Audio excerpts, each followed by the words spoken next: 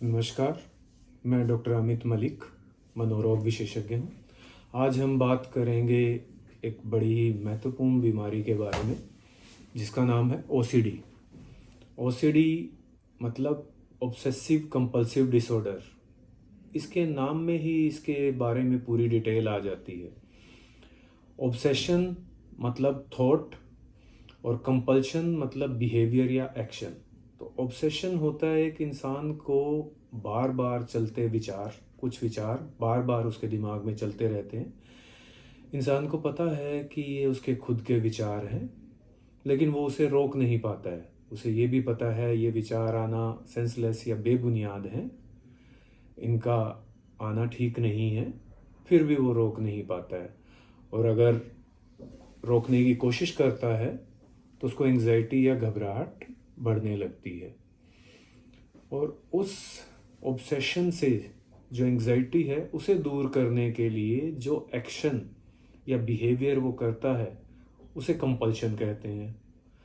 तो ये किस प्रकार के होते हैं ऑब्सेशन एंड कंपल्शन?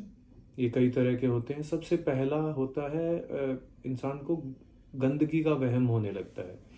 उसे लगता है कि मेरे हाथ गंदे हो गए हैं, या शरीर का कोई पार्ट गंदा हो गया है, या वस्तुएं गंदी हो गई हैं। वो बार बार हाथ धोता है इंसान। वो 10 बार 20 बार, कई बार आधे आधे घंटे तक हाथ धोता रहता है। इन लोगों को हाथ धोते वक्त भी पता रहता है कि ये करना ठीक नहीं है, मेरे हाथ में गंदगी नहीं है।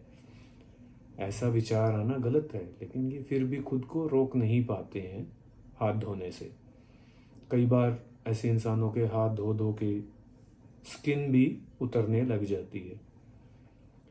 इन लोगों में, कईयों में, कई लेडीज़ में इतना ज़्यादा बढ़ जाता है कि वो अपने बच्चों को भी बाहर से आते ही उनके पढ़ाई की चीज़ें भी धो देती हैं। इनफैक्ट खाने की चीज़ें भी बाहर से आते ही बहुत धोती हैं। और कई बार इतना बढ़ जाता है कि उनको पता होते हुए भी वो पैसों को भी धो देती हैं। तो इस हद तक ये बीमारी बढ़ जाती है। दूसरे इसमें ओसीडी में होते हैं पैथोलॉजिकल डाउट्स, जिसे हम बोलते हैं। डाउट्स किसी इंसान के मन में आने लगते हैं ऑब्सेशन के तौर पर, जैसे कि ताले या कुंडी बार बार चेक करना, गैस की नोब को बार बार चेक करना बंद है या नहीं है, गाड़ी को बार बार चेक करना।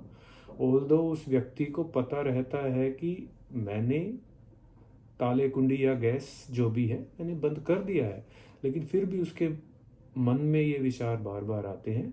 और उसे के वजह से जो कंपल्शन आती है चेक करना, इन चीज़ों को बार बार चेक करना पड़ता है, 10 बार 20 बार। ये इनको चेक करने में ही बहुत समय लगा देता है। जैसे कि एक बच्चा हमारे पास आया था जिसको लगता था कि मैंने कोई गलती कर दी। पेज पे होमवर्क करते टाइम, स्कूल का बच्चा, उसे पता था चेक कर लिया है, कोई गलती नहीं है, लेकिन फिर भी वो स्टार्टिंग से उस पेज पे बार बार चेक करता रहता है कि कोई गलती तो नहीं होगी, कोई गलती नहीं होगी। इस प्रकार से वो बहुत समय इसमें अपना ख़राब कर देता है और वो पूरा पढ़ाई का अपना काम भी कंप्लीट नहीं कर पाता है। एक बच्ची जो कि हमारे पास एक शिकायत लेके आई थी कि उसे लगता है उसके हाथ से कुछ गिर गया है। तो उसने चेक किया, उसके हाथ में ऐसा कुछ नहीं था और कुछ नहीं गिरा, लेकिन फिर भी उसे बार बार नीचे देख के चेक करना पड़ता है। इस तरह से वो अपने परिवार वालों से भी पूछते हैं, अपने पेरेंट्स से, मेरे हाथ से कुछ गिर तो नहीं गया, आप एश्योर कीजिए। इस तरह के भी सिम्टम्स जिसमें आते हैं।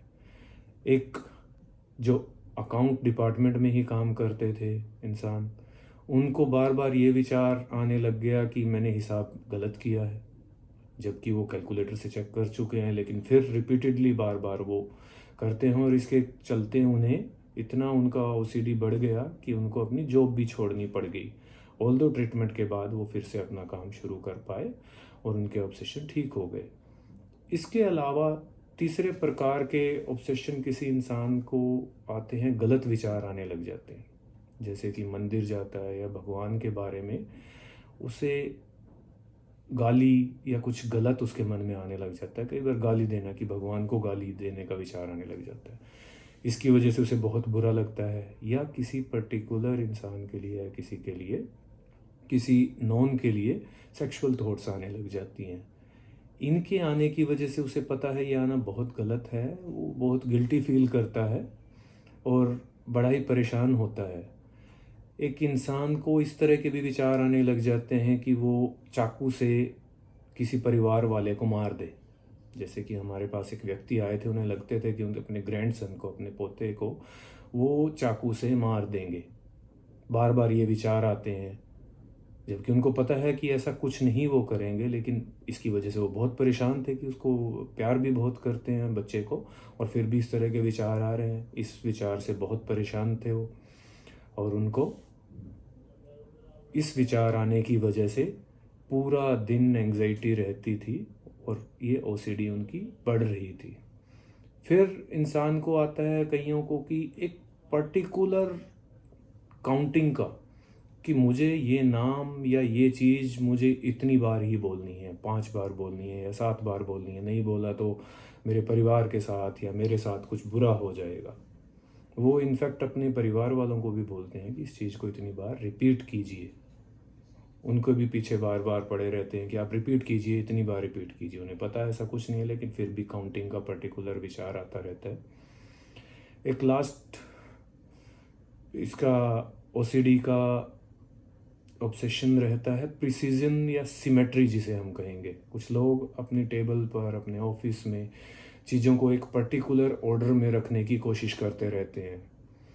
जैसे कि कोई बुक्स रखी हैं, पेन रखे हैं, वो एक ही पर्टिकुलर डायरेक्शन में होने चाहिए, 180 डिग्री डायरेक्शन में होने चाहिए।